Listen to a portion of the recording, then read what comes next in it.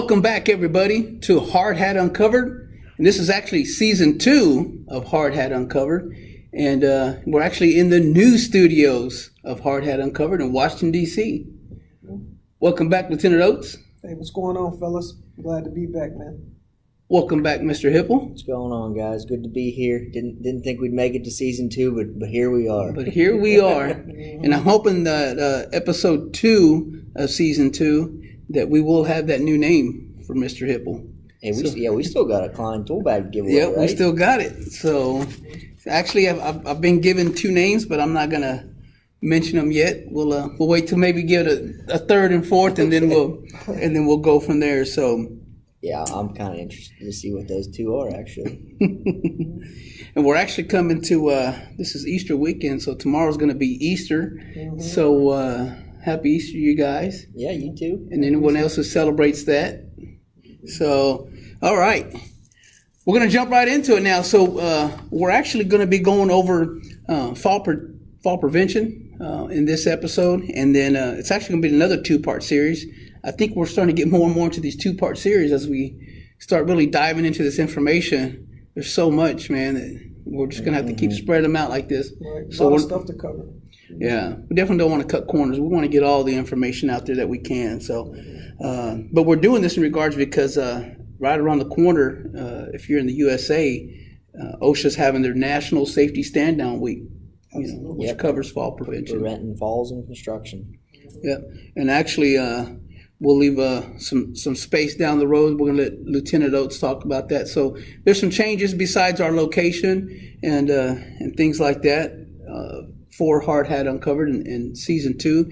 We're actually going to have a new segment on every episode that is 2 minutes with the lieutenant, and just to give a little plug in for that. Insight. Yeah, it's going to be, we talk about some of these things that we see and some of the recommendations that we could give out to our listeners. And so every episode moving forward, Lieutenant Oates is going to be doing a little bit deeper dive and just talking about some of that stuff and just sharing the wealth of the knowledge that the 3 of us bring to the table, because we don't want to assume that everybody has seen all the apps and the tools and the programs and the systems out there that we have seen and come across. So that's just a little plug-in, but later on, we're going to break it away to 2 minutes with the lieutenant. All right. Okay, so talking about fall prevention, it's fall prevention is something that I believe is something that you have to address on every job site.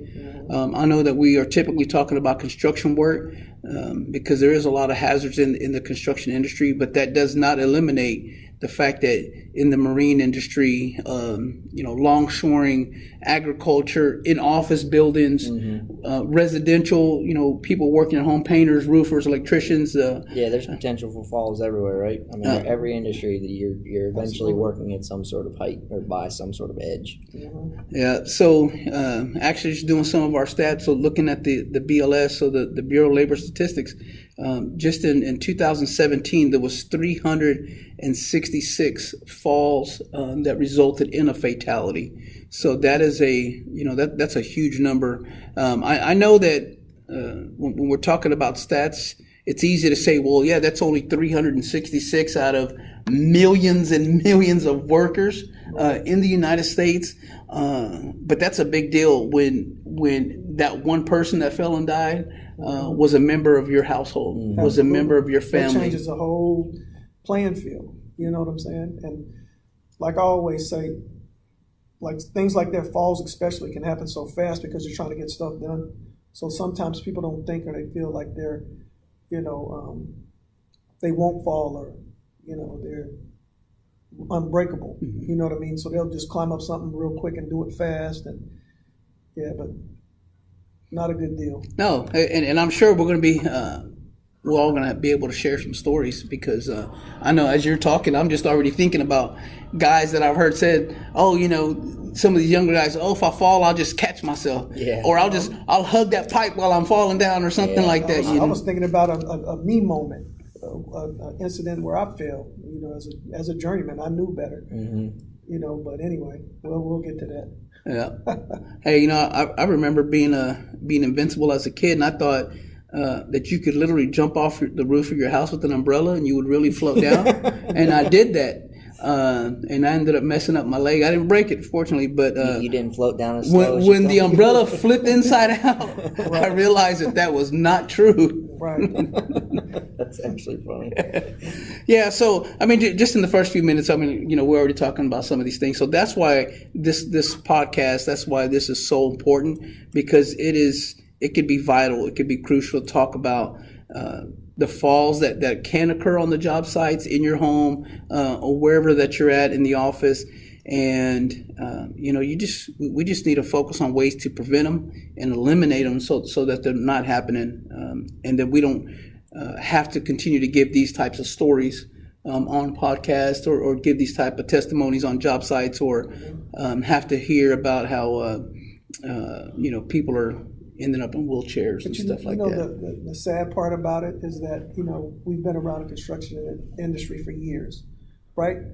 And from what I've seen over the years is that a guy won't change until something happens to him or somebody that he's close to. So like, and until something actually happens to somebody, then they'll start thinking about, well, I should change my ways as far as working at heights or whatnot. Whatever you do, like sometimes it takes for something to happen for a person to realize that this is serious.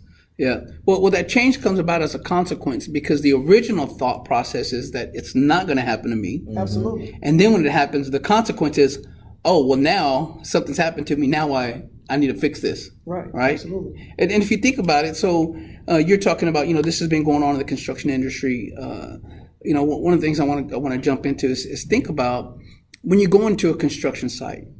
When you go into, even after the construction site has been done, the work's done. Now it's a building that's open to the public, a building that's that's open now. Let's just say a building like an Amazon or grocery store or something like that. Now you would assume that all those fall hazards have been eliminated, but that's not the case. Right. So on a construction site, you're talking about some of the common things are unprotected sides, wall openings. Whenever you're working on the roof of a building, you have the exposed edge. Dylan, what's some other fall exposures you've seen on some of the job sites that you've been on? Yeah, working a lot of wastewater treatment plants, everything is at a height, right? You're pouring concrete for gravity thickeners.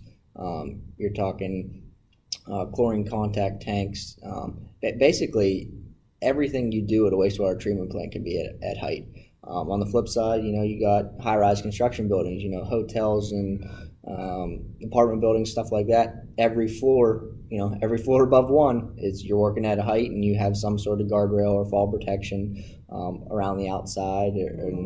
There's different fall hazards in every industry, in every construction project. It's just they're very probably unique to that specific project. Yep. Lieutenant Oates? But have you ever, like what I've seen in the past, like you get on a job site and say they don't have handrails up in certain areas, right? Mm-hmm. After a while, if it didn't change, like say you're the worker, right? You say, hey, we need handrails, and the foreman, the supervisor, whoever didn't put them up. After a while, you get complacent around that area. You know that the handrails are missing. Mm-hmm. You know that you got to do work in that area, but it's that one time that you don't think about it.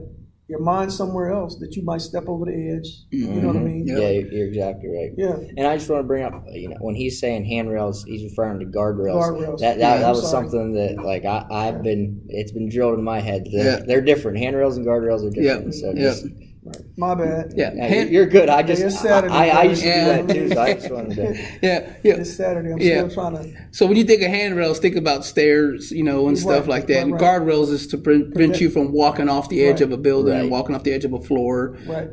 If you're in a parking garage, those bars that are running horizontal, so you just don't walk over the edge of a parking garage.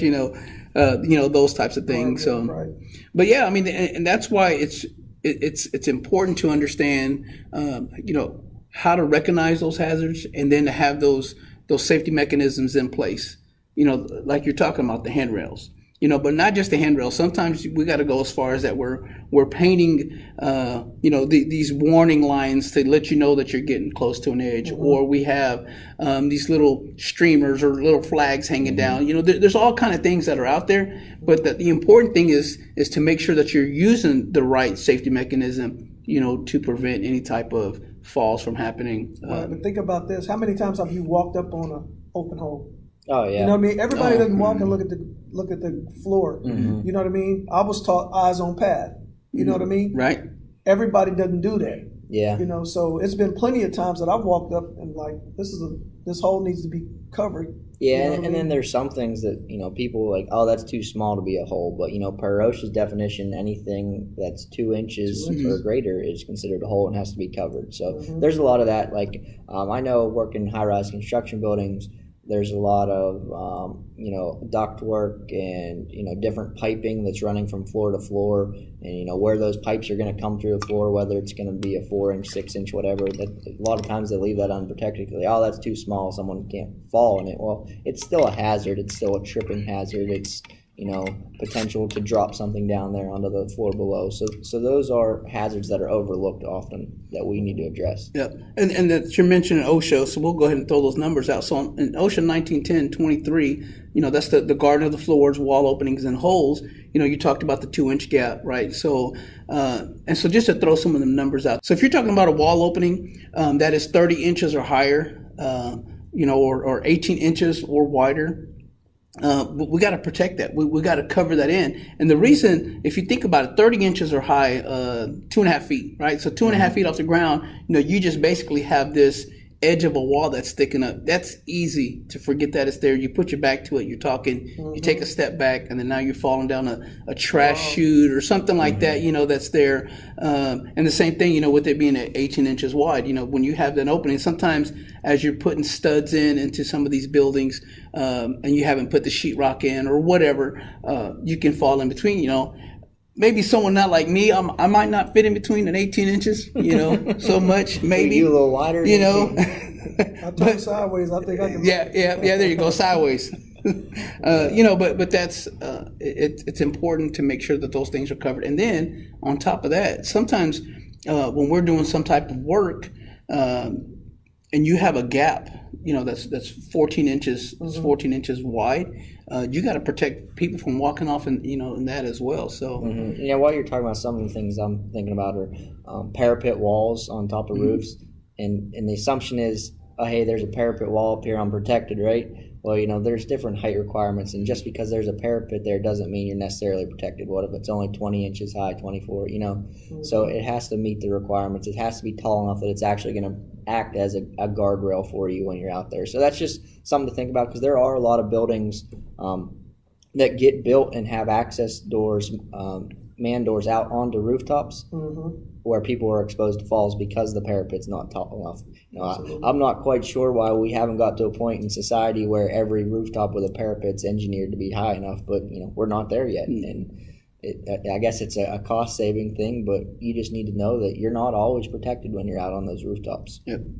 Yep. So that's the OSHA, and then as we were expanding the last season, we're going to expand on it in season 2 as well. So if you look at what ANSI says, so the ANSI, A10.18, they have the safety requirements for temporary floors, holes, wall openings, stairways, and all those, other protected edges and stuff like that. So if don't feel, okay, well, I'm not under the OSHA 1910. There is an ANSI standard that's out there, and but even it's one of those things. Even if you don't fall under the OSHA standards, let's look at the big picture. We need to protect people from falling. I mean, it's just the bottom line. Not because a law regulates it, not because there's a consensus standard that regulates it. We need to make sure that nobody's falling. Yeah, and there's so many different systems out there nowadays for fall detection, fall prevention. So, if you just think about guardrail systems, there's so many different types of guardrail systems I've seen out on job sites, whether it's, you're constructing it yourself out of 2x4s, or, you're ordering a prefabricated, pre-manufactured set of guardrails. There are so many different solutions in that aspect. And then, when you get to an application where you can have guardrails, There's horizontal lifelines, vertical lifelines, yo-yos or SRLs. There's a lot of different solutions out there for each scenario. So there's never a reason to not be tied off. I hear this a lot. Well, I'm just going to go out there for a second. And to be honest, this happened yesterday. I was on the 10th floor of an apartment building under construction, and I'm walking by a guy who's on the other side of a guardrail wearing a harness, setting up his fall protection, but he's 2 feet from the edge, not tied off to anything. I'm like, hey, man, you can't be over there. And he's like, oh, I'll just be here for a second. Like, what happens in that 1 second? Absolutely. That's when something happens. You trip, you turn around, somebody says something to you, you're not paying attention, you fall from 10 stories, you're dead. Yep. Right. And this is a little outside of when it comes to the scope of work, but it just makes me think about this when you're saying that 1 second, which was a stat I read the other day, which talks about that there's been a rise in fatalities due to falls from people taking selfies. Wow. And I just thought that was crazy. So they were giving these scenarios that people hanging over the edge of a building, trying to get the effect of that they're falling, or on the edge of a canyon, trying to get that effect. And so I read that stat the other day that's on the rise. And so I'm just like, man, that's that 1 second. That 1 second to take a quick picture. I know, right? Yeah, you don't think that something's going to happen, but you can't predict. You can't predict when something's going to happen, right? You could be the most careful person in the world. A bird's going to dive down at you and scare you. You never know what's going to happen. That's kind of an out of the box scenario, but it could happen, right? Right. You never know. So even if you're going to be there for 1 second, you got to be protected. Yep. So and then moving on to that, the next topic there is just the improper scaffolding construction. So there's two aspects that I want to talk about. So during the actual construction of the scaffold, or the scaffold not being properly built, right? So just an example on the while it's being erected is that I have seen in scenarios where individuals have been erecting a scaffold, and then there's that exposure of not having guardrails or something like that as they're building the next level, and then they're not tied off. And go ahead. Well, I'm just saying. Also, you failed to mention breaking them down too. Yep. Yeah, dismantling. it's the same thing. Erecting or dismantling, right? And so the exposure happens because and scaffold builders, man, I tell you what, they are hard workers. Yeah. They get in there and man, they get after it. You're not going to slow them down. Nope. And I think what happens is sometimes just that quick moment happens that they forget to tie off. Yep. And then now they're doing this, and they're 15, 20 feet off the ground, and they don't even realize that they're exposed to that fall. So that's a scenario there of during the erecting or the dismantling, like you're talking about, Lieutenant Oates. But now also that the scaffold itself wasn't built in the manner that it needed to be. Right. So now I'm story of my life, 2 or 3 inches too short out of reach, to reach the area that I'm working. And so now I need to step on a box. Now I need to step on that mid rail to access my work. And now I'm creating a fall exposure because the scaffold wasn't constructed the way that I needed it to be. Right. Or it wasn't designed for you to step on that rail and add that extra 2 inches where you are exposing yourself to a fall by being above the guardrail. And you're putting unnecessary or unwarranted loads on that scaffold itself. Or climbing outside of the scaffold. Absolutely. And then the thing about it is a lot of people do that without thinking. They feel like, well, yeah, I can get to that real quick. Watch out for me. You know what I mean? But anytime your feet leave that scaffold, you're out of compliance.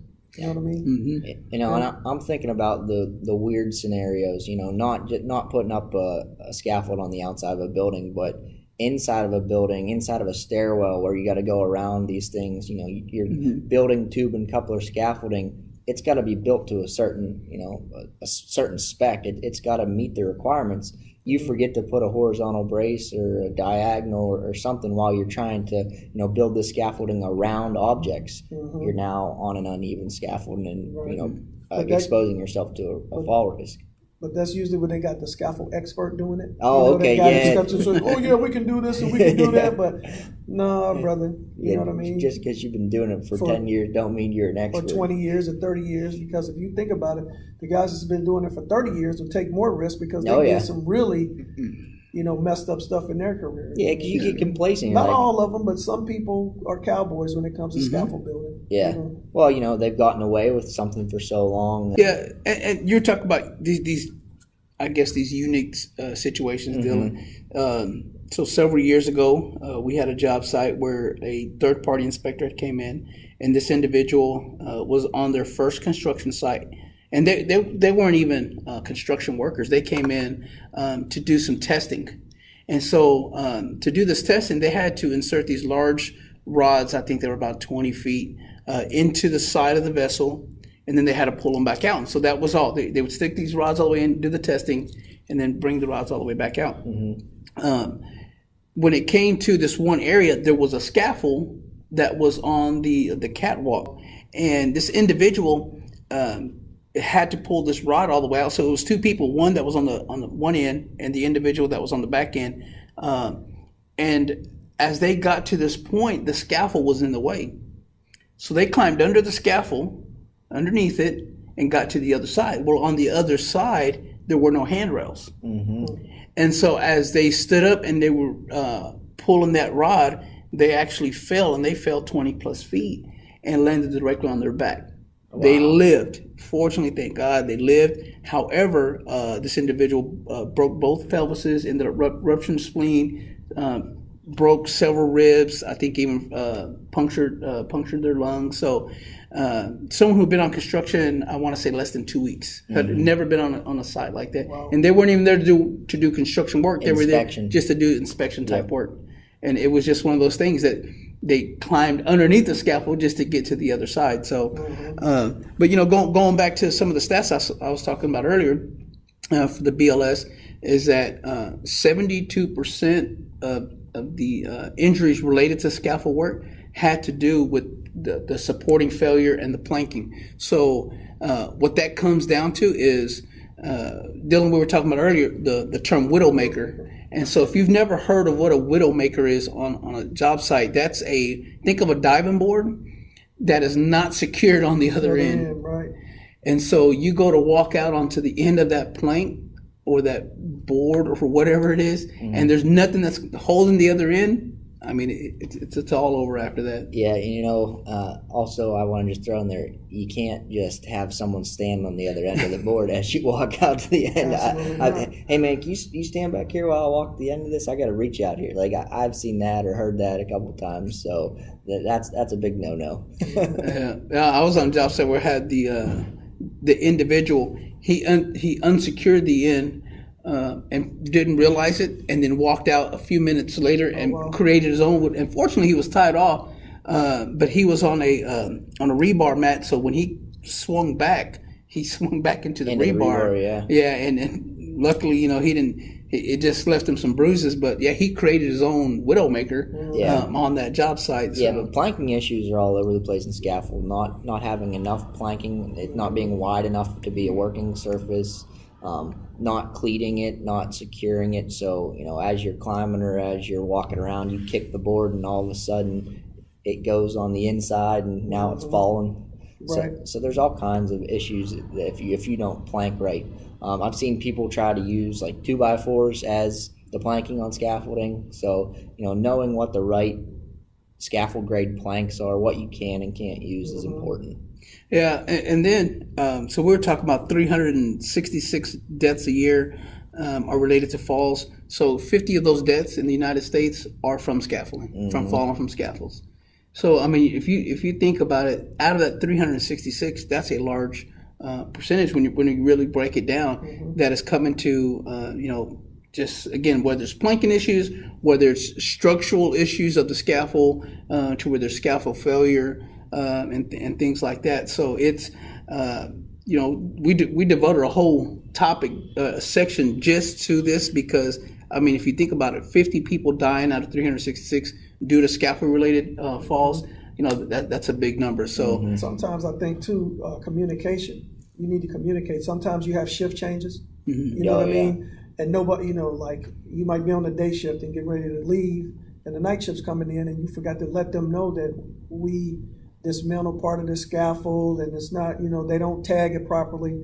You know what I mean? And a person that doesn't know, they keep the green tag, say they keep the green tags on it, and it's really a red tag. Stay off of it, get away from it. And if the tags aren't changed, if no communication is put in place, then a person can just go up there not knowing. Yeah. You know what I'm saying? Yeah. So. Now it's easy for us to talk about all the scaffolding that we see on construction, but here's the reality of it. There is scaffold that is used that is outside of construction work. So in residential, you know, when painters are putting up baker scaffolds and some of these homemade scaffolds next to a home as they're painting, power washing, doing roofing work and stuff like that. And what I don't want is I don't want us to skip over that as well, because there's several instances where people are falling off of scaffolds that are, you know, that are either homemade or, you know, someone's renting, because anyone can go out and rent a scaffold. Yeah. I know, right? Well, so I'll throw myself under the bus here. At 16 years old, I started with a roofing company, not knowing what a harness was, and nobody at the company wears a harness, so you have no idea what fall protection is before you get into safety. You know, I was the lead scaffold builder up until I was 18 years old, building scaffolding for, you know, residential houses, sometimes 30, 40, 50 feet in the air. I had never once been tied off, and I think back to how many times I was exposed while, you know, you're 30 feet up there pulling a buck of scaffolding up with a rope right next to an edge. You know, you're climbing from one buck to the next buck up on a single plank, stuff like that. So this kind of stuff happens in residential, especially roofing construction, all the time. Absolutely. And people don't even realize that they're exposed. 'Cause, to be honest with you, you know, I knew it probably wasn't right, but it wasn't a big deal because everybody was doing it. Yeah, you were new. And that's the way I was taught. Right. Yeah. But would you do it now? No, definitely not. Looking back, I'm like, man, that was stupid, right? Right. Absolutely. Yeah, and I know I've seen you know, people putting scaffolding on the side of the house and then throwing a sawhorse on top of the scaffold to stand on the sawhorse. Oh yeah. You know, step ladder. Yeah. Put a step ladder on a single plank or something like that because they got to install the top of the part of the window or something like that. And I felt invincible when we had a scaffolding around a rooftop. I don't know why, man. If I fall off, I'll just grab onto the scaffolding as I go, man. Well, fortunately, you never had to test that theory. Yeah. Because it most likely wouldn't have worked. Did I ever tell you the time I did fall? Mm-mm. Yeah, so I fell off a roof twice. So the first time, it was early morning. I was carrying a bundle of shingles across the peak of a roof. The roof was just felted. That was it. So it was slippery because of the dew. I stepped on the roof, slid down, bundle of shingles went flying off the roof. I went flying, but I landed. We had a flatbed scissor lift truck that was raised up. I actually landed on the scissor lift, so I never fell. Wow. It was just pure luck. Wow. Second time I was on a roof by myself doing a repair, and it was the synthetic felt, where it's basically like plastic with like this sure footing technology. It doesn't really work. And I'm up there, and again, wet. I ended up stepping on it, slipping off, and then I fell to the porch below me. So both times I got lucky that there was something below me, but, you know, 2 times in my life I fell off a roof. And, Did you get that funny feeling in your stomach? Oh, yeah. You're just grabbing onto everything. I had a hammer. You grab that hammer, you smack it in the roof. Well, I already gave my fall story, you know, with the umbrella, so that was was my fault. I was a little older and wiser, and I still did it, you know. But, you know, it's funny you're saying about you grabbing everything. Yeah. So if you look at the videos out there, there's 2 types of fallers. You know, I guess you say people that fall. Mm-hmm. And so one individual is the type of person that they grab at everything. Mm-hmm. So if you're standing next to somebody and they fall, you better hope that they're not the grabber. Because they will just reach and they'll grab for whatever and take, because that's just their natural instinct. Yep. And the other natural instinct is the flapper. So the other one is they're trying to get their balance by flapping. So trying to fly away. Yeah. So typically those are the 2 type of people that fall. You know. So it sounds like you're the grabber. So don't stand next to Dylan if he's falling, because he's gonna reach for you. But the craziest thing, like when I was growing up, we had a hay barn in the back of the house, and you know how you get all of the residual hay that's on the first floor. And as kids, we would climb up to the loft and jump down into the hay. You know what I mean? All Just day. for fun? Just for fun. Yep. Yeah. You know? As kids, you don't know any better. We used to jump off bridges into the water. I still do now. to the bayou.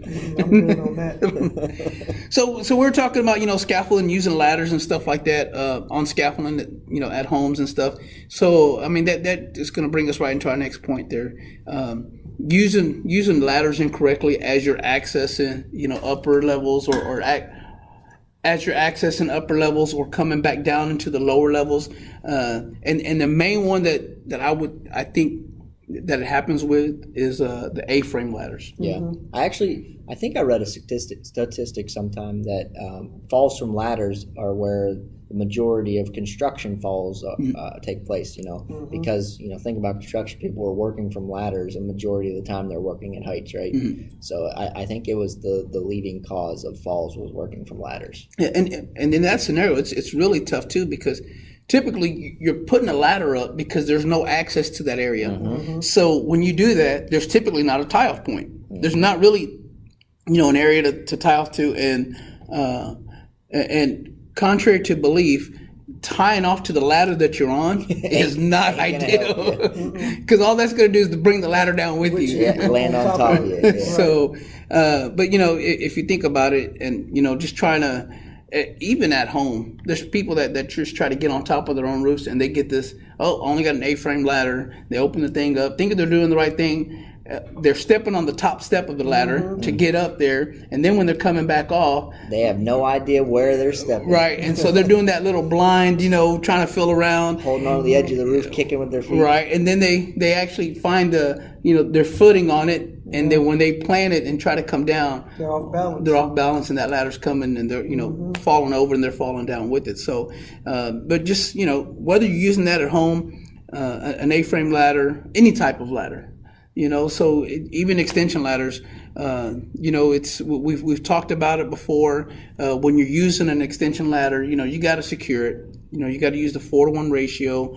4 feet out for every, 1 foot out for every 4 feet that you're going up. Yep. Securing it at the top, securing it at the bottom.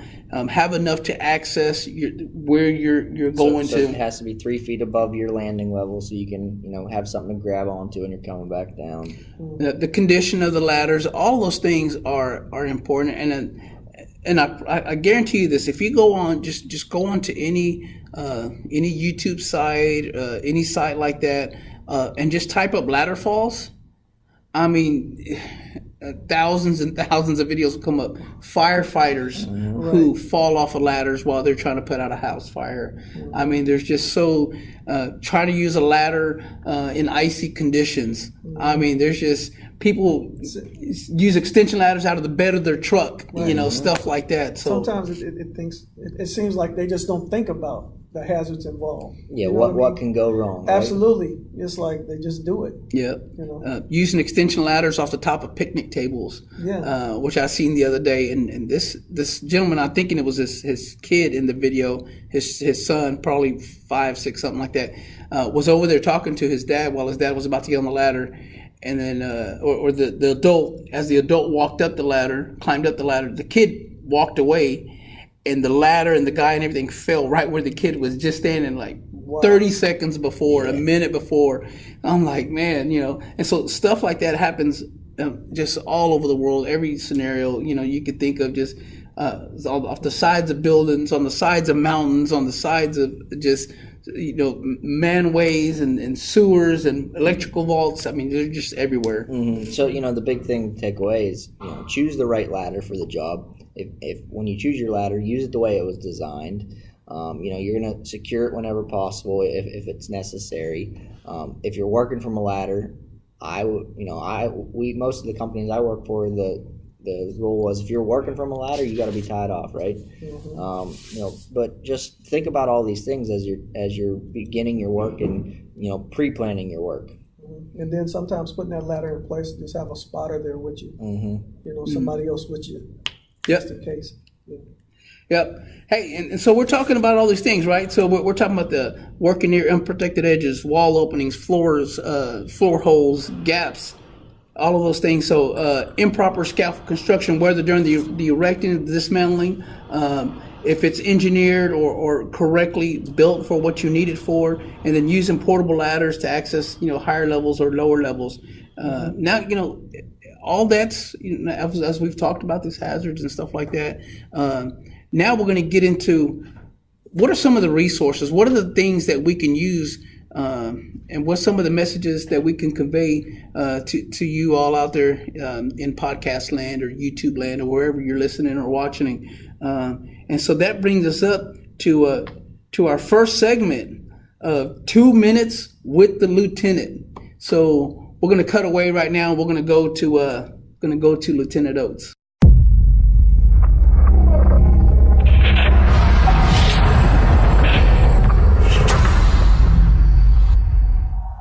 Welcome to 2 Minutes with the Lieutenant, and I just came to give you some helpful information on fall protection. So it's going to be 3 things that I'm going to go over about fall protection, 3 different useful things that you can use in the field at your convenience, right? The first thing that I want to talk about is stopconstructionfalls.com, the website.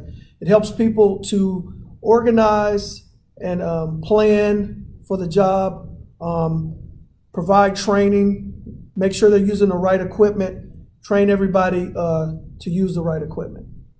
And the website has things like training materials, ideas, posters, etc., things that you can use to bring to the job site to help people out on the job, right? The second thing I want to talk about is NIOSH ladder safety app, right? It has the audio and visual signals on the app for checking the ratio of the ladder. It has to be at a 4-to-1 ratio. And it also has a lot of helpful tips about ladders, right?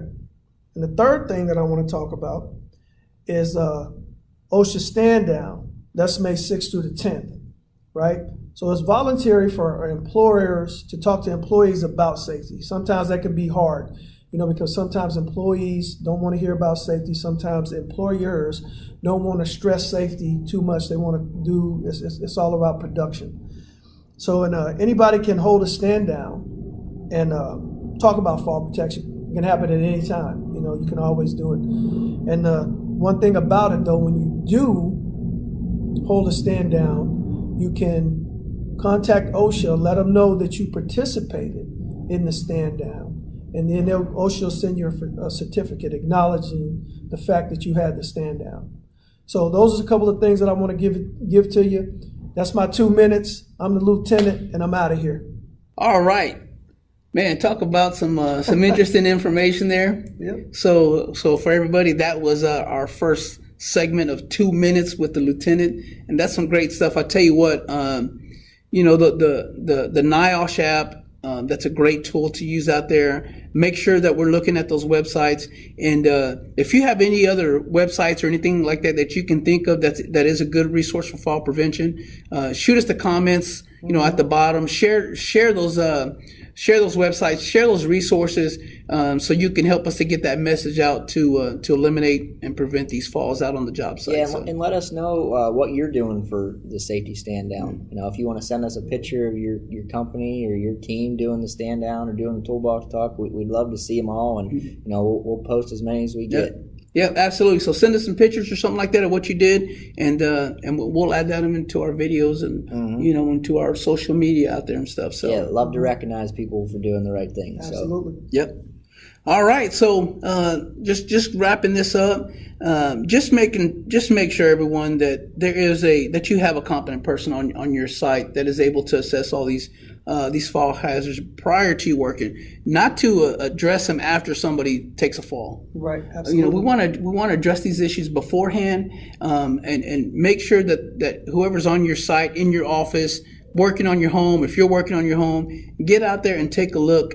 And if you're doing just some homework, and what I mean by homework, if you're working on your own home, remodeling or whatever the case is, and you're not hiring a contractor to do it, I urge you to please go out there and go online. There's great resources, and just look at some of the hazards that are associated with the type of work you're doing. If you're going to paint your own house, pressure wash your own house, whatever it is you're going to do, make sure that you're taking a look at everything that's out there to eliminate you getting hurt while doing your own personal stuff like that as well. So yeah, just be knowledgeable, right? Just get the information. It's out there. It's available. Look it up. Take 5 minutes, 10 minutes. Read about it. Figure out the best solution. Don't take the quick, easy route. Take your time. The next thing is, if you make a hole while you're working, make sure you're covering it immediately, right? Mm-hmm. If I'm the one removing a hole cover or to work or creating that hole, I'm going to be the one that's responsible for it. I'm going to be the one that's covering it right back up when I'm done, or covering it when it's created. I'm barricading the work area. I'm keeping people out. It's my responsibility. So if you're the one creating the hazard, make sure you're taking responsibility for the hazard. Just remember, when you pick up the hole cover, don't walk towards it. Oh, okay. Man. Okay. Do not walk into it. Right. Be aware of skylights on top of buildings. Yeah. All those scenarios. If you're removing manhole covers, vault lids, anything like that, at your home, if you have a well and you're removing lids or something like that to do some type of work, in your drainage systems at home, just whatever the scenario, just make sure that you are aware that there is now a hole around you. And I just want to throw in there, if when you do cover, make sure the cover is actually secured. Too many times I see someone just lay a piece of plywood on the hole, absolutely. Then someone walks by, kicks it off, so make sure you're securing it. Yep. If you haven't scaffold on your job site, if you haven't scaffold in your home, make sure you fully understand how that scaffold is supposed to be set up, how it works, what its limitations are. If you are on a job site and you're the competent person who's supposed to inspect that scaffolding, make sure that you're inspecting it. Don't just come in, look at it from a distance and say, I'm good to go. Look, trust me, I've been on a lot of job sites where there's hundreds of scaffolds, and they got to come in an hour and a half every morning and inspect all those scaffolds before the job starts.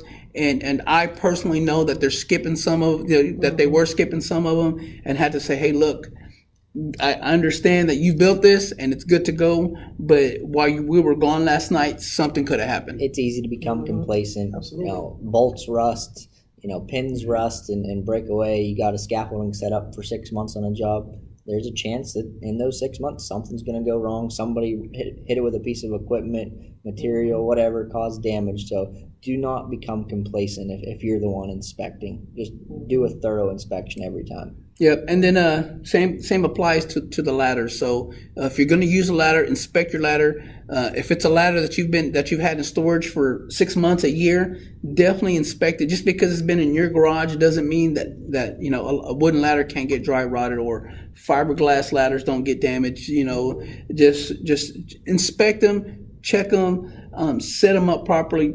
Don't use them in a wrong manner. Don't step on don't stand on the top steps. Don't use ladders that are too short or anything of that nature. So just, the big picture is that, we want to make sure that our mission statement is being followed. We want to make sure that we are making an impact out there, not only on ourselves, but that we're making a difference to everybody that's out there, which is our ultimate goal, is, by making history and impacting the world out there. You know what I mean? So, but with that being said, so make sure you're looking for us on Instagram, on YouTube, Spotify, Anchor, Castro, Podcasts, anything that's got the word cast behind it, not in front of it, not cast away, or anything like that. So, and just be sure that you're hitting that like button, hit the subscribe button, and as always, just make sure that you're giving us feedback. We're always looking for topics to talk about.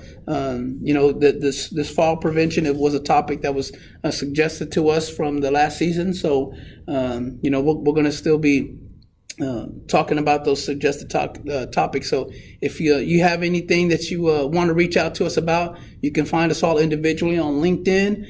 We're also HardHat Uncovered is on LinkedIn, and also at hardhatuncovered@gmail.com. And so coming to you live from the new studio of HardHat Uncovered in Washington, D.C. Thanks again, Lieutenant Oates, and thank you for the 2 minutes with the Lieutenant. I look forward to that great information that you have in store for us this season. All right. Not a problem. All right, looking forward to season 2, guys. All right. Thanks a lot, guys.